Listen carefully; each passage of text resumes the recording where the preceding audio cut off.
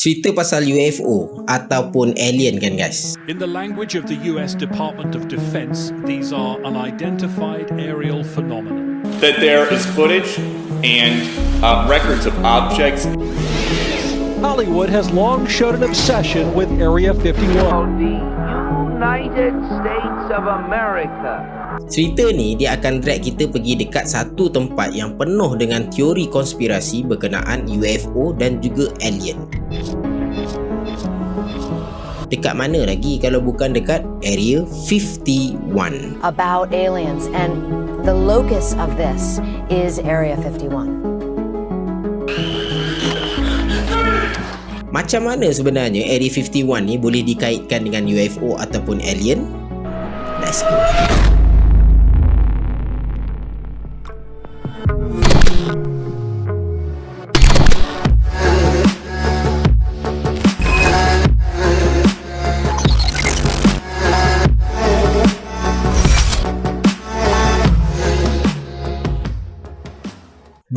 November 1954, Alan Dulles, Director Central Intelligence Agency CIA, telah mengarahkan seorang special agent bernama Richard Bissell untuk lead satu high profile secret program. Nama high profile secret program ni adalah Aquatun. Semua benda ni berlaku pada awal Perang Dingin, dan projek Aquatun ni adalah satu projek untuk cipta sebuah kapal terbang yang boleh terbang lebih tinggi daripada mana-mana kapal terbang yang pernah dicipta atas tujuan untuk mengintip Soviet Union.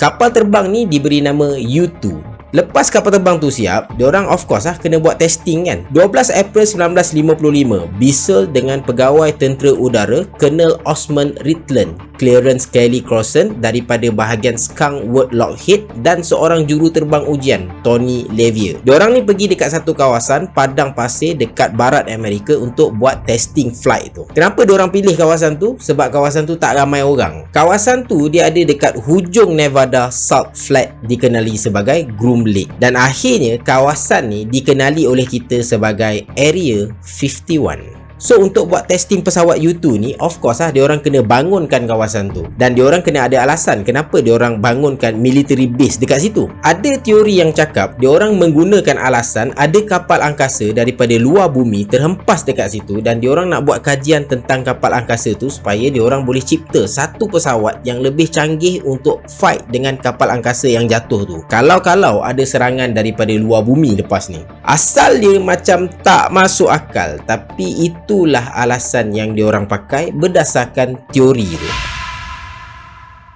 12 Mei 1989, seorang wartawan nama dia Josh Knapp, dia interview seorang lelaki yang dikenali sebagai Dennis. Dennis ni dia bekerja dekat S4, which is sebelah Area 51 tu. Dia cakap ada 7 ke 9 piring terbang yang ada dekat dalam Area 51 tu. Dan dia juga cakap mustahil US ada teknologi macam ni sebab piring terbang tu terlampau-lampau canggih. Secara tak langsung, Dennis ni sebenarnya membenarkan teori yang betul-betul ada piring terbang yang terhempas dekat Area 51, dan piring terbang tu berasal daripada luar bumi, bukan manusia yang buat. Piring terbang itulah yang kita kenal sebagai UFO.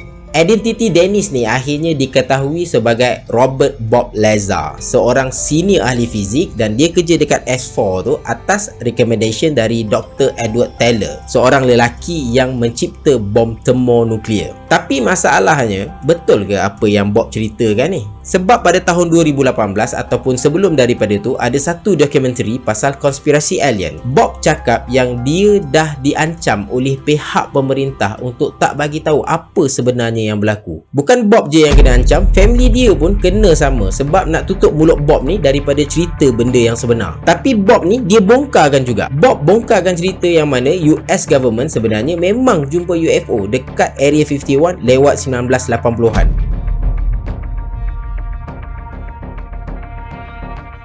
Reports that strange flying discs have been whizzing at 1,200 miles an hour over the western United States. Dan mereka mengkaji semua benda tu secara senyap-senyap, tak ada bagi tahu dekat public pun. And of course, diorang cipta teknologi yang jauh lebih canggih dekat Area 51 tu.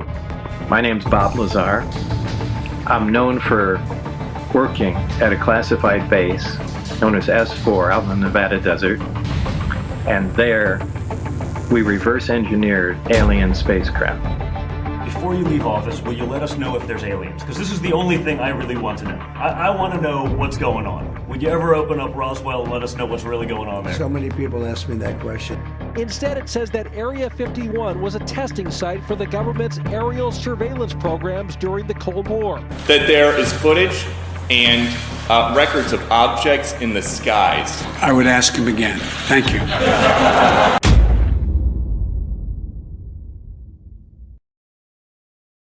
Area 51 ni sebenarnya satu kawasan larangan guys. Dia bukan tempat yang kau boleh suka-suka masuk, lepas tu kau boleh suka-suka keluar. Dia tempat military base yang dikawal oleh US Air Force. Kalau korang pergi dekat sana, korang akan nampak banyak sign yang tulis dilarang masuk, kalau masuk kena tembak. Dan kawasan ni dikawal rapi oleh government. Ketat tak ketat lah dia orang kawal. Kapal terbang pun tak boleh lalu dekat atas Area 51 tu. So kalau nak kata ada orang nampak dia orang buat test alien dekat dalam tu, ataupun nampak UFO terbang lepas tu mendarat dekat Area 51 tu, benda tu mustahil. So sekarang ni aku nak cakap apa? Aku nak cakap UFO dengan alien tu tak wujud? Tak juga guys. Sebab apa aku cakap macam tu? Korang tengok NASA ataupun ada satu institut tu, nama dia SETI Institute. Dia orang buat collection data pakai electromagnet, radiation and transmission untuk mengkaji ada ke tidak makhluk lain yang tinggal dekat luar daripada bumi. Dia orang hantar signal pergi dekat space, then dia orang tunggu signal tu untuk dibalas. Maksudnya dia orang percaya yang ada someone ataupun somebody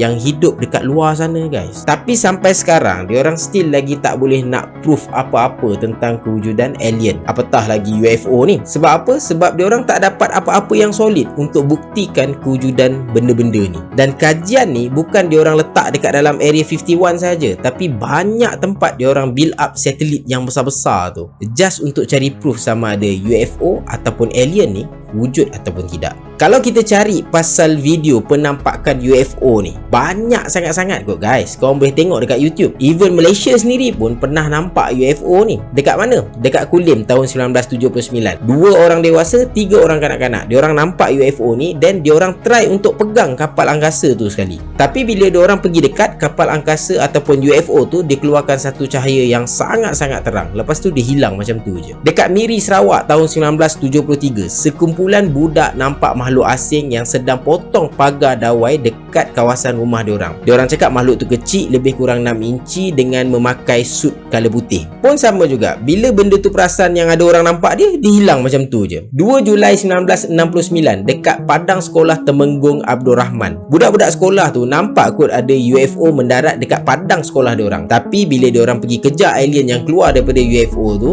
sama, alien tu hilang juga. Luar negara, korang tak payah cakap lah, banyak sangat-sangat penampakan UFO dan ada yang dirakam pun. Ada yang daripada orang awam dan ada juga daripada tentera udara pun. On a pitch black night off the coast of California, newly leaked video allegedly shows one of the US Navy's stealth ships tracking an unknown object in the sky. Travel at hypersonic speeds and information as we can to figure out what is it these pilots are seeing and what does it mean.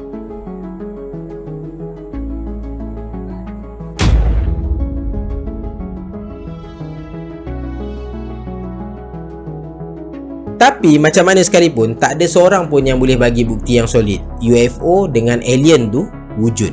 Dekat sinilah ada satu teori. Adakah UFO dan juga alien yang diorang nampak tu betul-betul UFO, ataupun UFO tu adalah pesawat U2, ataupun dia adalah part of eksperimen yang CIA buat tu. Pada tahun 2013, CIA buat satu laporan khusus bagi menjawab pasal UFO ni. Dan diorang admit beberapa penampakan UFO dekat Area 51 ataupun sekitar kawasan tu adalah pesawat U2 sebenarnya, bukan UFO. Tapi Bob Lazar ni dia cakap lain pula. Dia bukan sekadar nampak UFO je dekat Area 51 tu, dia nampak juga kru pesawat piring terbang tu, which is alien lah. Bob Lazar cakap macam tu sebab pada Mac 1989 dia berjalan dekat lorong S4 tu, dan bila dia sampai dekat satu bilik, dia nampak ada alien dekat dalam bilik tu. Dekat sebelah alien tu ada 2 orang pekerja yang pakai lab coat color putih. Dia nak pergi tengok lah benda tu dengan lebih jelas, tapi dihalang oleh petugas dekat situ dan suruh dia terus jalan sambil tunduk dekat bawah. Maksud dia tak bagi tengok lah. So dia pun pergi lah jalan sambil fikir lah,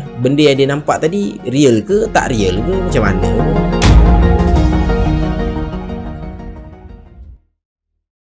dari April 1955 sampai sekarang, Area 51 dia terus jadi misteri sama ada apa yang diceritakan oleh Bob Lazar tu betul ataupun tidak. Wujud ke piring terbang yang dikatakan UFO tu dekat situ? Dan betul ke ada saintis yang buat kajian terhadap alien dekat situ? Bob Lazar cakap dekat Next Generation, dia cakap pay your attention, just pay your attention. Dia percaya yang satu hari nanti cerita pasal Area 51 ni akan terbongkar juga dan orang ramai akan percaya dengan apa yang dia ceritakan. Tapi buat masa ni kita tak ada jawapan. Adakah alien dan UFO tu wujud ataupun tidak? Dan adakah penampakan UFO dan juga alien dekat serata dunia ni yang sempat dirakam tu ada kaitan dengan teknologi yang diorang tengah buat dekat Area 51? Bahasa mudahnya, apa yang ada sebenarnya dekat dalam Area 51 tu? Teori remains theory until someone can unpack it. Until next time guys, I see you at the next video. Assalamualaikum. Ciao.